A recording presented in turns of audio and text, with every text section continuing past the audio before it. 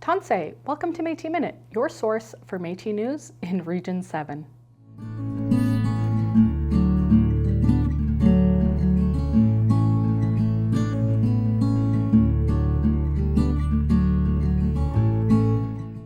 Welcome back to Métis Minute. I am your host, Samantha Loney, and I had the great privilege of attending the 20th anniversary of the Great Lakes Métis Fish Fry. This event was a great way for Métis citizens in the Great Lakes Métis Council catchment area and beyond to visit and connect to culture.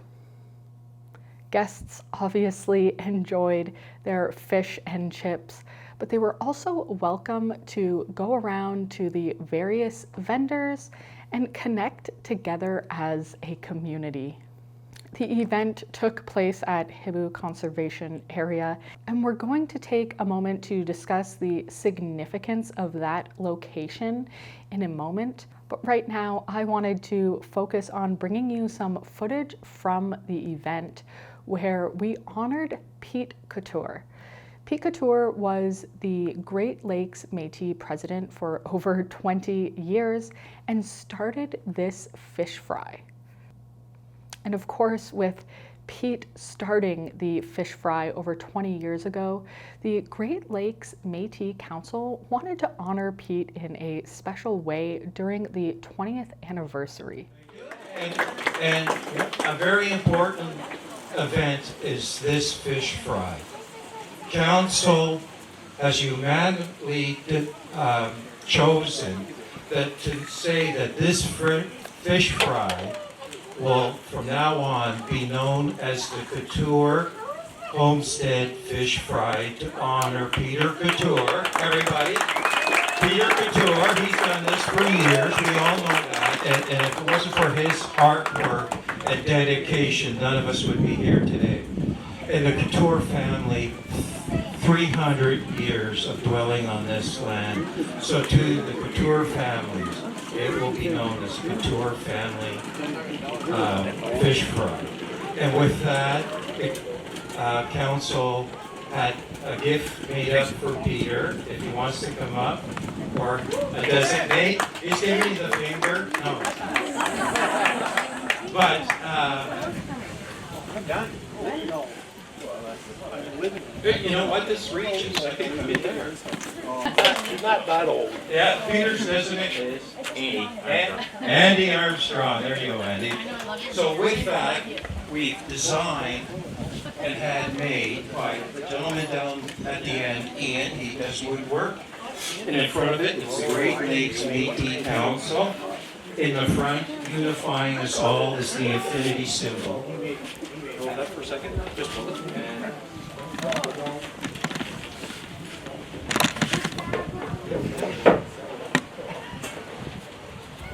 And Council has bought this beautiful quality sash, and it's for St. Bonavista sash, and we want to present this to Peter with the sash box to say you are respected, you are honored, and let's move together as a united nation. And Peter, you are the power, a positive example, so thank you very much. Miigwech. Enjoy the fish, but also we have people here of importance. John from Bruce Power, who helped fund these events. James is over there with the nuclear waste management. There he is, the big guy waving his hand. And Greg Garrett's here, captain of the hunt. We do have forms if you want to get going and get your permission to be on the hunt. So Greg Garrett's here to discuss these matters. And let's get all the youth out there hunting and harvesting for us old folks. So again, ladies and gentlemen, thank you very much for coming out, and a big hand for Peter Coture and all that he's done for us. We were lucky enough to sit down with the man of the hour himself, Pete Coture. As we mentioned, Pete Coture was the president of the Great Lakes Métis Council for over 20 years. But Pete's legacy spans beyond his work as council president. As we mentioned earlier, Hibu Conservation Area is an important place for Great Lakes Métis. Pete's family has been living in the area for over 300 years. It is a memory that Pete has been long working to keep alive. Community events like this fish fry are one way to keep those stories going and celebrate Métis culture, but Pete has also been working to get a plaque in the area known as Mudtown to help commemorate and remind people that Métis people have been calling this place home for centuries. We sat down with Pete to not only talk about the 20th anniversary of the fish fry, why he started it, but to learn a bit more about why it's important to him to commemorate Métis people in the area. It's just more or less to show people how we lived off the land and stuff, you know what I mean? To get out there that we're not just taking stuff and not putting it back. You know, we want stuff here for their grandkids and their great-grandkids. So I thought, okay, then I'm going to start some. But it wasn't fish then, it was hot dogs and hamburgers. I bought out of my own pocket and I started. You know, at the start we had maybe 15, 20 people, and now some of the stuff we got over 300 out of it. Yeah. You know, because people come and see what's going on, and we get more people all the years coming. And a lot of times the same ones come back every year. But it's just to show people, you know, how we can get along with other people. And that's why I got nuclear waste here and the game wardens, and the people see how we work together with them. It's not like, you know, you gotta hide behind the trees. You know? Everything's out in the open now, and I want them to stay out in the open and just treat them like you want to be treated. The reason I wanted it down here was because of my great-grandfather used to own all this. And they it's in a book, it's in my file, that says how they bought, this McLaughlin guy bought it off him for $5. And they kicked my uncle out after my grandfather passed away. They left him stay here until he died, which he did. There's a picture of the old house at Tom Thompson's Art Gallery in Old Sound. If you go in and ask them, they'll show you the picture, because I think it's put away somewhere in there. It's not up on the wall or whatever, but you just ask and they'll show it. And it's just, people recognize that, you know, what we're all about. Because you're going, even the mayor of Old Sound didn't know a whole lot about Métis, but he said, I can tell you all about Tom Thompson. And I said, well, I can tell you something about Tom Thompson you don't know. Oh, I don't know. He says, I read a lot of stuff. I said, yeah. But I said, back in the day, my family used to have rowboat races out here in the bay. And he used to race against my uncles and them, and he never ever won a race. But he went, oh, I didn't know that. No, I told you the stuff you don't know. But you have to find out more about the Métis, you need to go to them. Not what you hear in a coffee shop or from somebody else. Because there's too much bickery or whatever you want. I don't know. I'm not a great word guy or nothing, because I'm not a good college person. Everything I know is what I grew up with. You know, living off the land. My family has been in Old Sound area here over 300 years. So that's why I want recognition. I have a plaque in town that says the Mudtown family's of Mudtown, where I was born and raised. And I want one out here recognizing my great-grandfather. Then you have a land base. The government can't say you don't exist. What do you mean? We were right here. You know, for 300 years we've been here, so don't tell me we don't be here. Because growing up in Old Sound, I was always told, going back down to Mudtown, you belong. So now I'm trying to get the mayor of Old Sound to put a sign up by 17th Street and 3rd Ave, you're now entering Mudtown, and put one up down over here, now you're leaving Mudtown. Yeah. You know, just because there's lots of people who ask me, like, where's Mudtown? You're in it. And then they put in stuff like that, Mudtown Breweries in Old Sound. So I went there one day and I said, oh yeah, we're in Mudtown Brewery. And I said, you know, you're not even in Mudtown. What? Oh, you're 3 blocks away from it. But just stuff like that, you know, like, I don't know, I don't ask for a whole pile of stuff. Like, you know, I'm getting to the age now, I'm not going to be here forever, so I got to do stuff if I want some changes done. And if I don't do it, I can't blame nobody else. Times change, but sometimes it changes for the worst, you know. But I wish we could get more back to not the money. Like if somebody's hungry, that's why I started the fish fry. You're going to really know the reason why. One time we were having it down in Harrison Park, you know, and there was other people in the park. We had our little, like a band shell down there, same as this. And we had a little group there, and we were having hot dogs. And there was a little girl and a little boy standing like here to there, about 6 feet away from me. looking at the hamburgers and hot dogs. I said, are you hungry? They said, you want one? Well, we don't got no money. I said, do you want a hamburger or a hot dog? Yeah. So I gave them one. And Buddy that was on council with me back then said, hey, that's $1. I said, well, don't worry about it, I'll pay the $1. You just go away. Because how can you sit there and some little kid, hungry, and you greedy and fat and stupid, as far as I'm concerned, and I just can't do it. You know, and the same thing, I was at an AGA in Midland one time, same thing, Dave DeZone was their president back then, and I did the same stupid thing. There was a couple young kids there looking for, you know, you want one? Yeah. So I gave them one, hey, that's $1. Like, I'll give you the $1, oh, give you the $1. Then I quit helping them, I just walked away. You know, I just don't understand that. Like, I guess I was born at the wrong time, or when stuff was different. Now you see it's all about money. Like, even when I was going around, like I take fish and meat and stuff and give out people that I knew that needed it. One lady down here in Leaf, one day I had my one son with me, give her a couple of pieces of fish, and I think a roasted beef or something, and she said, oh, just a minute, I'm going in the house. She went in the house, I drove away. So about a week later, one of the guys who knew me waved me over and I was down here fishing at Leaf. He goes, oh, you got to go see Jane up there. She's got some money. I said, I don't want her money. Oh, yeah, well, you left it. Yeah, that was free. Just go eat it. You know, and then people got to know that about me.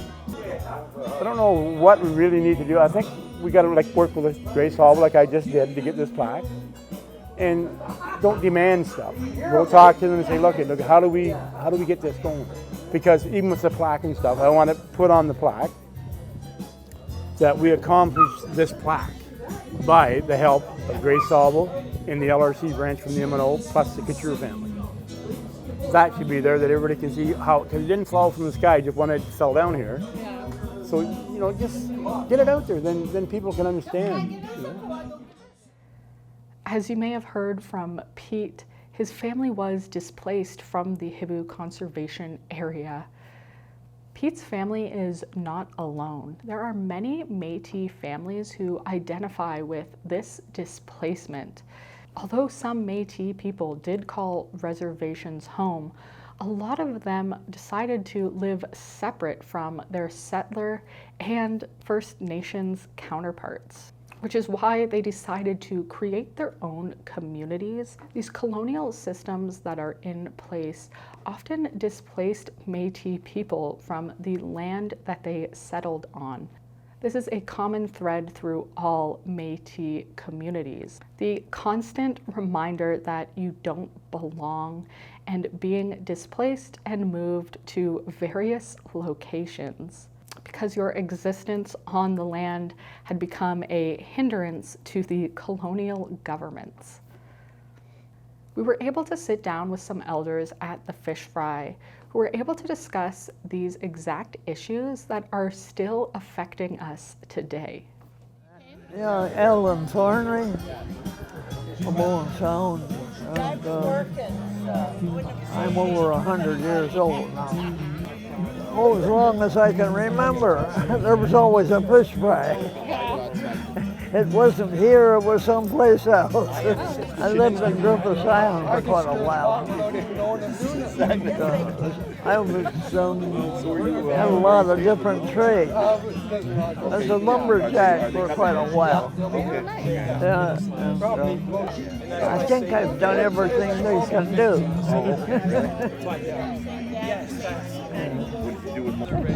Hi, I'm Leora Wilson. I'm a direct descendant from Joe Couture, so that's my Métis connection. I'm here because I loved Métis and I'm part of the community. I've been coming to the fish fries since conception. Actually, I served as senator on the Great Lakes Métis from 2003 to 2011. And I enjoyed every minute of it, but it was a labor of love, believe me. And while I was there, we changed the name to the Great Lakes Métis. That was one of the things. And my son and I did a monthly newsletter for quite a while. And I try to keep up, although as we know, it's harder as we get older. It has been changed. When I was on council, it was called a picnic, and we did it at Harrison Park. So because Pete changed it to here, because this is the territory where our ancestors walked and fished and hunted. So that's the reason it's here. I've been coming ever since it started. I don't know how many years it's been, but quite a few years. And I know my wife's grandfather and great-grandfather were just down at Squaw Point, right? Joe Coture and Charlie Coture. And a lot of Charlie's family lived with them, and they went to school they went to school at Leith, right? And I think it was like something like a 3-mile walk. In those days there were no buses, right? They would just walk there, right? And then some private guy ended up buying the property where Billy's grandfather was, my wife's grandfather, and they forced him off, and they gave him $1 for the property, right? I went to every vendor here, right? Yeah. We talked about the environment, talked about the nuclear power and all that sort of stuff, which I'm against, right? And I saw my family, right? We were just saying that if they're trying to find a nuclear spot for the waste, right? Yeah. And I said, my son said they should put it up in Bridle Path in Toronto, the most richest area in Toronto, right? And see how they like it, right? Because a lot of my friends, I have a few friends that worked at the Bruce nuclear plant, and they all basically died of cancer, right? Yes, I'm Robert LeClaire. I was on the council for 20 years, 12 or 14 years, and this is, I don't know how many times I've been here, quite a few. I used to help on the fish fry, but they can handle it now. I'm getting up there. I don't get too involved anymore. 93 this year. I know pretty near everybody here. We've had it for quite a while. Always down here. Been pretty good. I'd like to see more people join the Metis, but how do you find them? This area belonged to the Metis at one time, and I think they're going to get it back. But I guess the parks will still run it, I don't know. We'll wait and see. As we mentioned, this displacement of Métis affects Métis communities across the homeland, which is why community events like these fish fries are important. We are able to sit together as a community and learn knowledge from our elders to share our culture with the generations to come. Not only are we able to acknowledge the struggles of our ancestors, but we're able to celebrate these cultural elements that make us Métis. If you'd like to find out about more cultural events happening in your area, we encourage you to reach out to your community councils to find out how you can get involved in your community. Merci for watching, and we'll see you down the river.